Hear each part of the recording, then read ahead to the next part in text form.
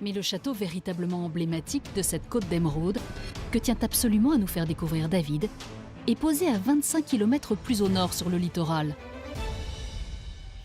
Impossible de rester indifférent au charme brut du Fort Lalatte. Un poste de surveillance bâti au XIVe siècle, battu par les vents et tourné résolument vers la mer.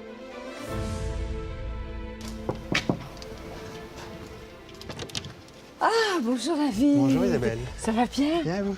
Oui. Voilà, on va y... Isabelle est la maîtresse des lieux.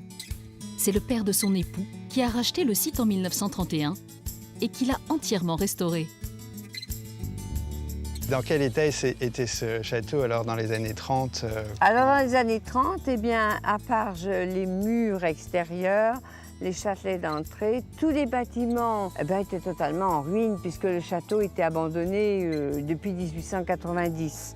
Donc la chapelle était en ruine et ici aussi c'était à ciel ouvert. Finalement, il n'y a que le donjon qui est derrière nous, qui, lui, effectivement... n'a pas trop bougé? N'a pas bougé. Okay. Aujourd'hui, ce vaisseau de grès rose, qui culmine à 70 mètres au-dessus de la mer, a retrouvé son lustre d'antan. Un site d'exception pour les visiteurs, mais aussi parfois difficile à vivre pour ses habitants. Et vous habitez ici, en fait? Donc, j'habite dans l'habitat seigneurial. Voilà, j'habite dans... Donc, c'est très petit, en fait. La nuit, on entend le bruit de la mer, mais s'il y a du vent, c'est terrible, ça peut siffler. C'est une maison difficile à vivre et en même temps, ça vous prend... C'est pas une maison anodine, non, c'est le moins qu'on puisse dire. Ouais. Une maison qui a vu passer du beau monde. Dans les années 50, Kirk Douglas et Tony Curtis, excusez du peu, ont tourné un film au Fort Lalatte. Le Fort Lalatte, ça évoque pour moi et pour les gens autour un film assez célèbre qui a été tourné ici, Les Vikings. Le tournage en lui-même, ça a duré 6 semaines, à peu près, mais les préparatifs ont été très longs parce qu'il a fallu reconstituer, transformer le château, reconstituer tout un village là-haut pour pouvoir abriter tout le staff. C'était Hollywood en Côte d'Armor, et ça, les gens en gardent un souvenir absolument extraordinaire. Bah, c'est un petit peu le château fort au bord de mer, un peu de rêve, quoi. Un château de rêve planté dans un décor prodigieux. Car nous sommes là à quelques centaines de mètres du Cap Fréhel. De la bruyère à perte de vue, posée au sommet de falaises immenses. Géant de pierre, impassible face à l'horizon. Quittons ce paysage exceptionnel pour continuer notre voyage à l'intérieur des terres. À Dinan plus exactement, une cité médiévale au patrimoine historique d'une rare richesse. À commencer par ses remparts, les plus longs de Bretagne. 2,6 km de murailles imposantes que vous pourrez parcourir et dont la pièce maîtresse est le château de la duchesse Anne. Pour une visite privilégiée des lieux, David a rendez-vous avec Cécile, passionnée par la culture de sa ville. Bonjour David. Bonjour Cécile. Alors, est-ce que tu connais le château de Dinan? Je le connais un petit peu comme ça en venant régulièrement à Dinan, mais j'avoue que tu m'en diras peut-être un peu plus. Tu connais un peu son histoire? Vaguement, oui. Alors, tu sais que c'est le donjon qui a d'abord été construit le premier, au XIVe siècle. Il a été construit par Jean IV, voilà, qui était duc de Bretagne. Et Jean IV a fait construire ce château en fait pour poser sa puissance. Voilà.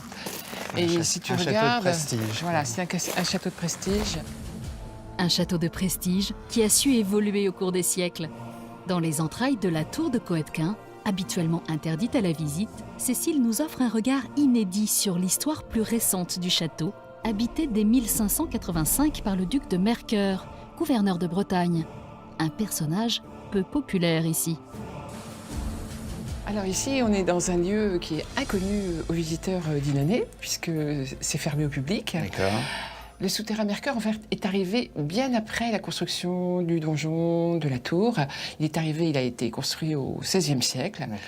Le duc de Mercœur a eu l'idée de moderniser son château et surtout de le fortifier. Mais assez curieusement, ici à Dinan, le duc de Mercœur s'est surtout protégé des Dinanais. Dans l'enceinte du mur, il y a des chambres de tir, en fait, et si on regarde bien, la ville est là. Les chambres du tir sont tournées vers les Dinanais. Attention les Dinanais alors. Voilà. Dinan a par la suite traversé les siècles dans un calme relatif, s'appuyant pour prospérer sur son port de commerce situé au pied de la ville. Aujourd'hui encore, en arpentant ces agréables rues pavées, on peut admirer un patrimoine bâti considérable, témoin du riche passé de la ville. Comme son beffroi du XVe siècle, qui offre une vue imprenable sur les toits de Dinan. D'ici, on peut apercevoir la basilique Saint-Sauveur, un lieu spécial dans le cœur des habitants, puisqu'il renferme un trésor qui fait la fierté des locaux. Voilà, mon cher David, je t'emmène dans un lieu très particulier de la basilique Saint-Sauveur de Dinan. C'est le lieu où les touristes viennent tout de suite, dès qu'ils rentrent. Moi, le premier, j'avoue. Voilà, parce que tout simplement, ici, nous avons le cœur de Duguesclin qui est enchâssé dans une urne dans le mur. Derrière cette inscription. Alors, Duguesclin, oui, ça rappelle mes anciens cours d'histoire, mais est-ce que tu pourrais me rappeler un peu, rafraîchir la mémoire? Alors, Duguesclin, c'est en fait l'homme célèbre de la guerre de 100 ans. C'était le conflit entre les rois de France, les rois, puisque ça a duré si longtemps, et les rois d'Angleterre. On a d'abord été battus 2 fois, à Crécy, à Poitiers, et Duguesclin, lui, a été l'homme de la situation. C'est lui qui a enfin commencé à remporter des victoires pour le roi de France. C'était en fait son trait de caractère principal, c'était qu'il était hargneux, on dit souvent, voilà. Le dogue noir de Brocéliande, ouais, c'était son surnom. Très hargneux, et je crois que c'était sa principale qualité, parce qu'il paraît qu'il était complètement inculte. Et donc Duguesclin, pour les Dinanais, c'est un petit peu un héros national, si on peut dire. Oui, c'est l'homme prestigieux de Dinan. Du prestige, Dinan n'en manque pas. La cité compte 70 monuments historiques. À quelques kilomètres de la ville et de son agitation touristique, David tient à nous faire découvrir une curiosité du patrimoine local, le moulin du Prat, qui revit depuis une quinzaine d'années sur les bords de la Rance. C'est Jean-Louis, gardien des lieux et initiateur actif de sa rénovation, qui nous accueille pour nous présenter ce site unique. Bonjour Jean-Louis. Bonjour, alors bienvenue au Moulin du Prat, Merci. Qui est un moulin à marée. Et vous allez voir que Jean-Louis n'est pas peu fier d'avoir remis en état de marche cette rareté. Et en fait, des moulins à marée, il y en a beaucoup en France, en Bretagne. Alors, en tout, il y en a qui se sont amusés à faire le compte de tout ça. Il y avait plus de 100 000 moulins en tout, en France. D'accord. Et sur les 100 000 moulins en tout, il n'y avait que 140 moulins à marée. Et alors je termine, sur les 140 moulins à marée connus en France, il y en avait plus de 100 en Bretagne, Bretagne Nord, Bretagne Sud. Et sur les 100 moulins, après je m'arrête, et sur les 100 moulins à marée de Bretagne, il y en avait 15 uniquement sur les bords de la Rance. Sur ces 15 moulins à marée, il n'en reste qu'un aujourd'hui en état de marche. Son fonctionnement est très simple. À marée haute, l'eau est capturée dans un immense étang. Quand l'eau redescend, quelques tours de manivelle suffisent pour le mettre en action. Voilà, alors pour mettre en marche le moulin à marée, il suffit d'utiliser cette crémaillère. Il suffit de tourner, voilà. Dans ce sens-là. Exactement. Ok. En tournant la crémaillère, on ouvre une vanne qui se trouve actuellement à environ 2,50 m sous l'eau. Et l'eau de l'étang va passer dans un petit tunnel de 30 cm sur 30 cm qu'on appelle un coursier. Et l'eau va aller vers le bas de la roue à eau pour la faire tourner. Encore 1 mètre? Ah oui, non, 50 cm. D'accord.